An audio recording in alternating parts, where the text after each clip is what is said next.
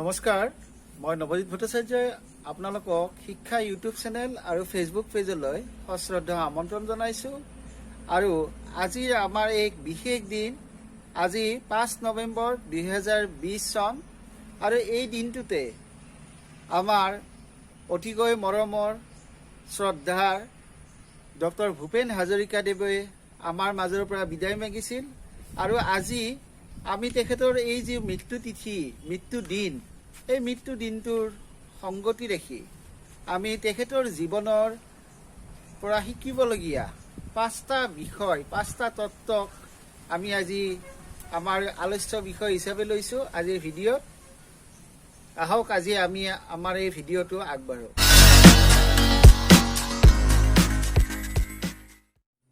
এতিয়া প্ৰথমে আমি যিটো বিষয় আলোচনা কৰিব ওলাইছোঁ সেইটো হৈছে যে ডক্টৰ ভূপেন হাজৰিকাৰ জীৱনৰ পৰা আমি শিকিবলগীয়া অন্যতম কথা হৈছে যে বহল দৃষ্টিভংগী। তেওঁ আকাশৰ দৰে বিশাল তেওঁৰ দৃষ্টিভংগী আছিল আৰু প্ৰশান্ত মহাসাগৰৰ দৰে গভীৰ আছিল তেওঁৰ দৃষ্টিভংগী। তেওঁৰ যি কথা, তেওঁৰ যি কাম, তেওঁৰ যি চিন্তা, এই চিন্তা এই হেৰিত তেওঁৰ কি আছিল, এটা গভীৰতা আছিল, এক বিশালতা আছিল। আৰু এই বিশালতাই তেওঁক এদিন কি কৰিছিল যে বিশ্বৰ নাগৰিক হিচাপে প্ৰতিষ্ঠা লাভ কৰাত সহায় কৰিছিল। আমাৰ বৰ্তমান সময়ত আমি দেখা পোৱা যায় যে আমি বিভিন্ন ক্ষুদ্ৰ ক্ষুদ্ৰ স্বাৰ্থত আমি প্ৰত্যেকে বিভক্ত হৈ আছোঁ। আমি সৰু সৰু কথা কিছুমানত আমি কি হৈ আছোঁ যে আমি নিজক নিবিষ্ট কৰি ৰাখিছোঁ। কিন্তু আমাৰ আলোচনা, আমাৰ কাম, আমাৰ কথা বাৰ্তাত এই যি ক্ষুদ্ৰত্ব, আমাৰ এই যি সীমাবদ্ধতা ইয়াত দেখা পোৱা গৈছে। কিন্তু তাৰ সলনি ডক্টৰ ভূপেন হাজৰিকাৰ জীৱনলৈ যদি আমি লক্ষ্য কৰোঁ তেতিয়াহ'লে তেওঁ তাৰ সলনি কৰিছিল। তেওঁ অসমীয়াৰ যিটো ধাৰণা, অসমীয়াৰ যিটো এটা বদনাম, যে অসমীয়া ঠেকগণ্ডিত অসমীয়াই বাস কৰে বুলি যিটো তেওঁৰ বদনাম, সেই বদনামটো ডক্টৰ ভূপেন হাজৰিকাই তেওঁৰ কামৰ মাজেৰে, তেওঁৰ জীৱনৰ মাজেৰে প্ৰমাণ কৰি থৈ গৈছে। আজি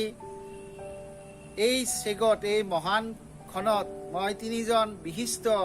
অসমীয়াৰ নাম ল'ব বিচাৰিছোঁ। প্ৰথমে ল'ব বিচাৰিছোঁ জগতগুৰু শ্ৰীমন্ত শংকৰদেৱৰ নাম ল'ব বিচাৰিছোঁ, যিজনে অসমীয়া জাতিক প্ৰাণ প্ৰতিষ্ঠা কৰিছিল। যি সময়ত অসমীয়া জাতিৰ অস্তিত্বৰ সংকট আহিছিল, সেই সময়তে জগতগুৰু শংকৰদেৱে তেওঁ কি কৰিছিল, অসমীয়া জাতিক গীতে মাতে চাৰিওপিনেৰে তেওঁ কি কৰিছিল, সমৃদ্ধ কৰি তুলিছিল। প্ৰতিজন অসমীয়াৰ মাজত যি চেতনা এটা জাগ্ৰত কৰিছিল, তেওঁ ভক্তিভাৱৰ ভক্তি আন্দোলনৰ জৰিয়তে অসমীয়া সমাজখনক একত্ৰিত কৰিছিল। দ্বিতীয় যিজন ব্যক্তি, সাহিত্যৰথী লক্ষ্মীনাথ বেজবৰুৱাদেৱ। সাহিত্যৰথী লক্ষ্মীনাথ বেজবৰুৱাদেৱে অসমীয়া ভাষাত প্ৰাণ প্ৰতিষ্ঠা কৰিছিল।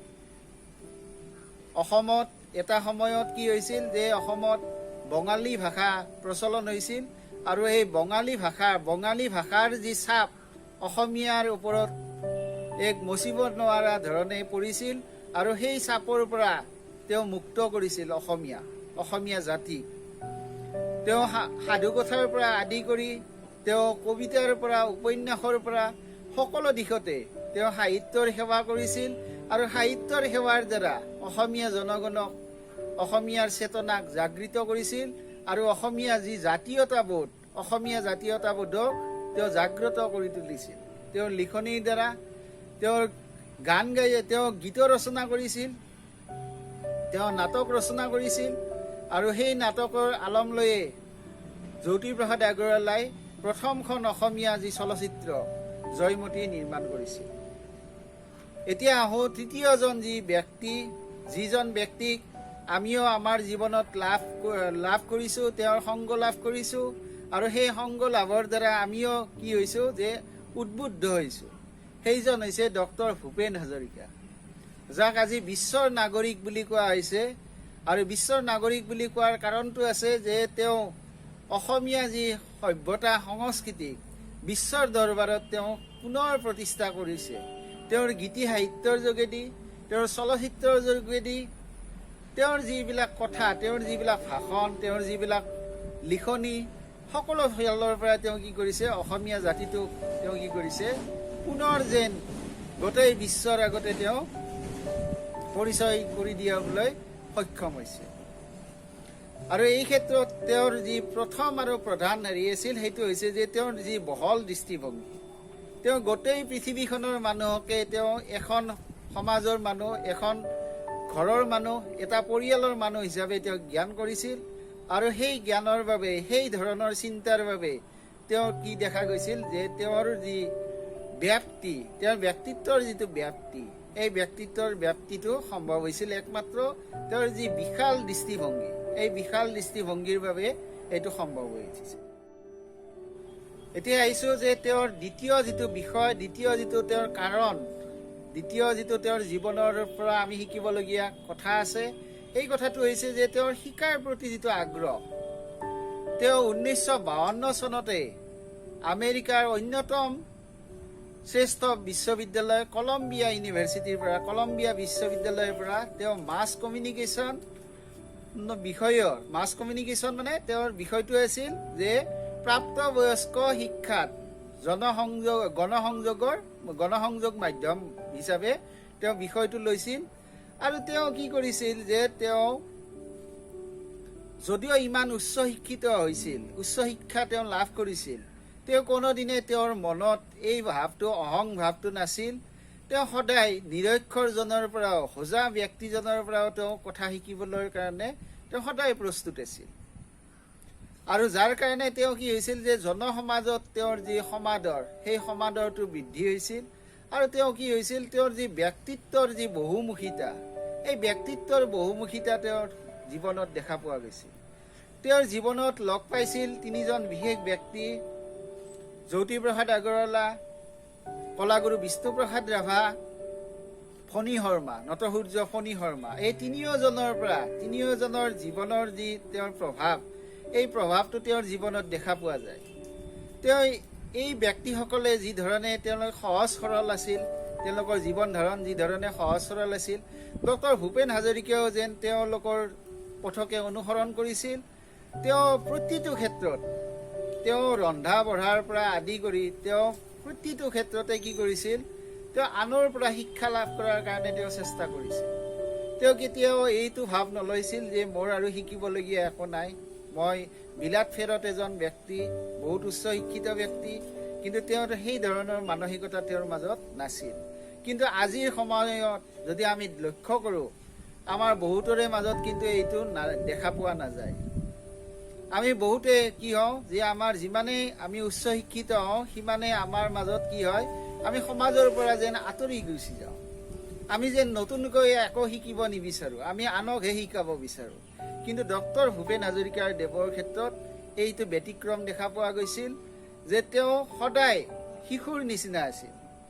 তেওঁ শিশু এটাৰ নিচিনা তেওঁ কি কৰিছিল তেওঁ নতুন নতুন কথা নতুন নতুন হেৰি তেওঁ জানিবৰ কাৰণে সদায় আগ্ৰহ আছিল আৰু মৃত্যুৰ আগমুহূৰ্তলৈকে তেওঁৰ এই যিটো ধাৰা এই জ্ঞানৰ যিটো ধাৰা জ্ঞান অৰ্জনৰ যিটো ধাৰা এইটো বৰ্তি আছিল আৰু যাৰ কাৰণে আজি আমি তেখেতক ডক্টৰ ভূপেন হাজৰিকা হিচাপে আমি লাভ কৰিবলৈ সক্ষম হৈছোঁ এতিয়া আমি তেওঁৰ জীৱনৰ পৰা শিকিবলগীয়া যিটো ৩ নম্বৰ যিটো তেওঁৰ বিশেষত্ব বিশেষ যিটো আমি শিকিবলগীয়া কথা সেইটো হ'ল কি যে তেওঁ এজন মহান গণসংযোগকাৰী আছিল মই আগতে উল্লেখ কৰিছোঁ যে তিনিজন অসমীয়াৰ কথা কৈছোঁ মহাপুৰুষ শংকৰদেৱৰ কথা কৈছোঁ সাহিত্যৰথী লক্ষ্মীনাথ বেজবৰুৱাৰ কথা কৈছোঁ আৰু ডক্টৰ ভূপেন হাজৰিকাৰ কথা কৈছোঁ এই তিনিওজন ব্যক্তিত্বৰ মাজত মহান অসমীয়াৰ মাজত এক মিল আছিল আৰু সেই মিলটো আছিল যে তিনিওজনে আছিল মহান গণসংযোগকাৰী আমি মহাপুৰুষ শংকৰদেৱৰ ক্ষেত্ৰত তেওঁ কি কৰিছিল যে নিৰক্ষৰ হোজা লোকসকলক ভক্তি ধৰ্মৰ প্ৰতি আকৰ্ষিত কৰাৰ কাৰণে তেওঁ ভাওনাৰ সৃষ্টি কৰিছিল তেওঁ বৰগীতৰ সৃষ্টি কৰিছিল ঠিক তেনেকুৱাকৈ সাহিত্যৰথী ৰসৰাজ লক্ষ্মীনাথ বেজবৰুৱাদেৱে বুঢ়ীয়াৰ সাধুৰ নিচিনা যি সাধু যি আমাৰ হোজা লোকসকলৰ মাজত প্ৰচলিত কথাবিলাকো কি কৰিছিল তেওঁ সাধুকথাৰ ৰূপত সংকলন কৰিছিল পোনপ্ৰথমবাৰৰ বাবে আৰু উদ্দেশ্য এটাই আছিল যে এই সাধুৰ মাজেৰে তেওঁ কি কৰিছিল যে সংযোগ স্থাপন কৰিছিল জনসমাজৰ লগত আমাৰ যি সৰ্বসাধাৰণ লোকসকল যিসকল নিৰক্ষৰ লোকসকল সেই নিৰক্ষৰ লোকসকলেও যাতে তেওঁলোকে কি কৰিব পাৰে আনন্দ লাভ কৰিব পাৰে আৰু আনন্দ লাভ কৰাই নহয় এই যিবিলাক সম্পদ এই সম্পদবিলাক ভৱিষ্যত প্ৰজন্মৰ কাৰণে সংৰক্ষণৰ তেওঁ ব্যৱস্থা ইয়াৰ দ্বাৰা কৰিছিল আৰু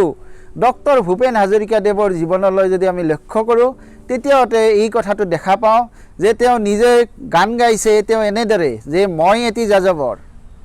তেওঁ যাযাবৰ হৈ তেওঁ পৃথিৱীৰ ইমূৰৰ পৰা সিমূৰলৈ তেওঁ কি কৰিছে ঘূৰি ফুৰিছে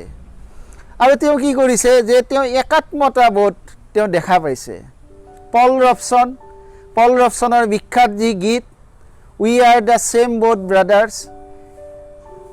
আমি একেখন নাৱৰে যাত্ৰী এই গানটো তাৰ মানে এইটোৱে যে পৃথিৱীৰ প্ৰতিটো জাতি জনগোষ্ঠীৰ যিবিলাক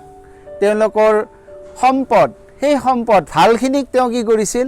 তেওঁ আকোৱালি লৈ আহিছিল আৰু অসমীয়াৰ মাজত তাক বিলাই দিছিল তেওঁৰ সাহিত্যৰ মাজেৰে তেওঁৰ গানৰ মাজেৰে তেওঁৰ সুৰৰ মাজেৰে আমি সেই কথাবিলাক আমি কি কৰিব পাৰিছোঁ আজি আমি লাভ কৰিবলৈ সক্ষম হৈছোঁ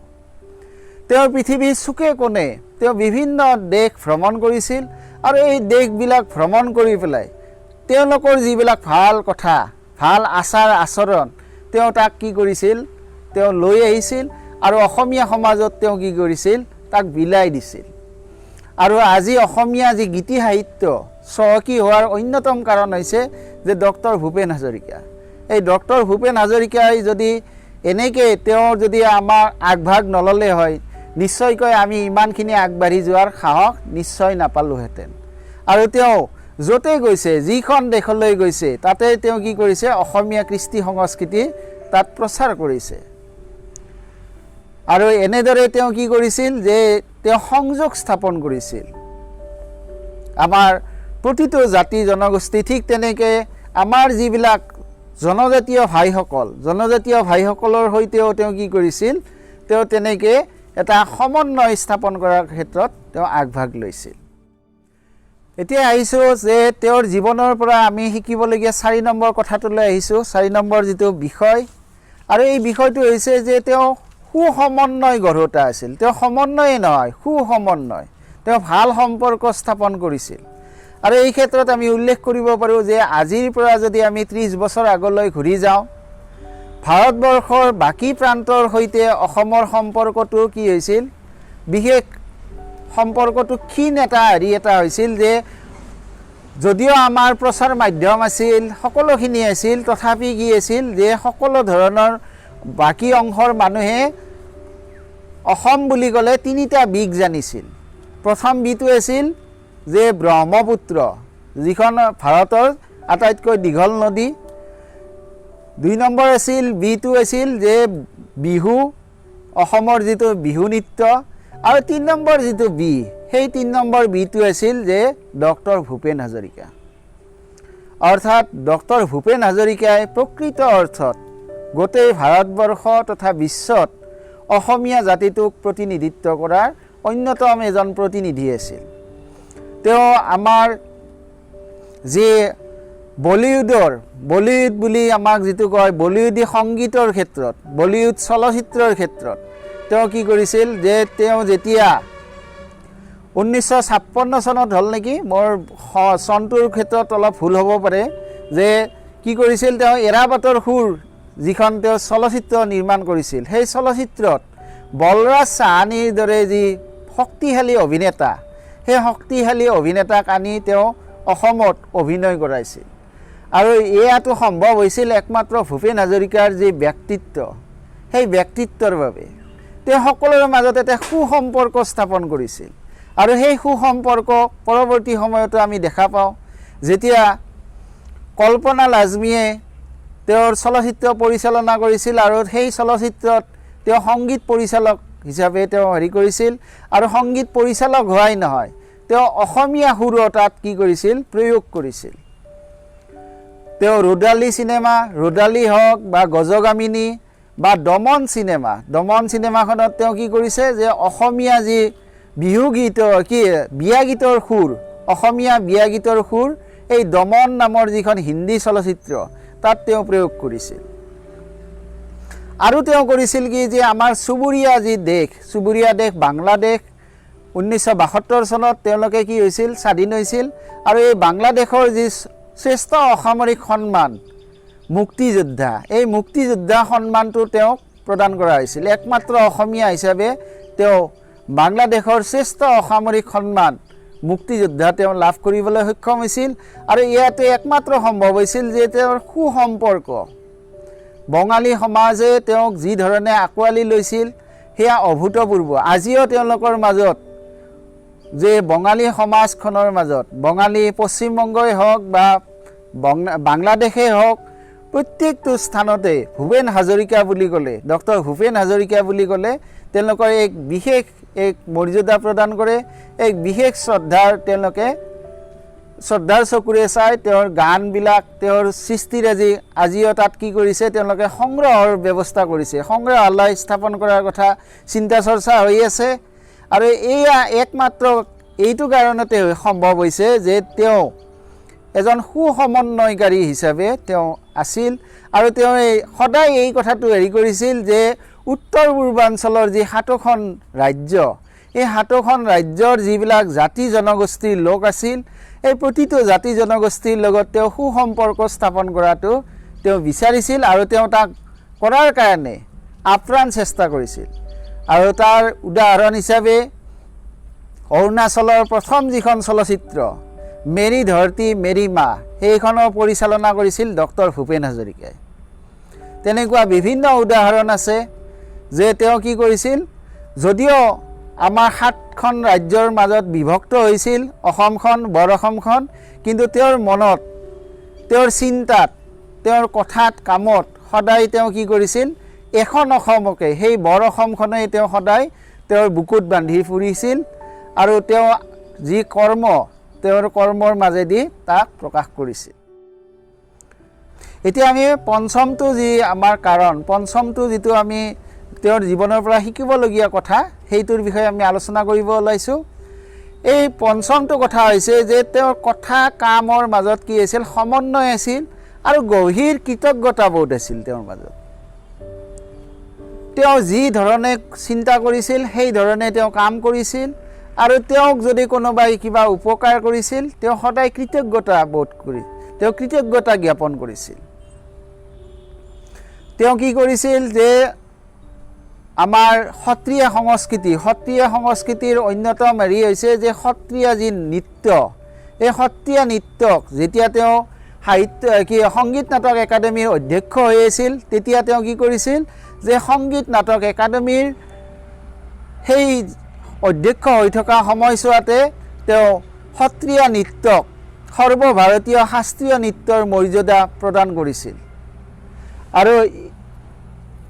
ইয়াৰ সমান্তৰালকৈ তেওঁ কি কৰিছিল যে তেওঁ যি ধৰণে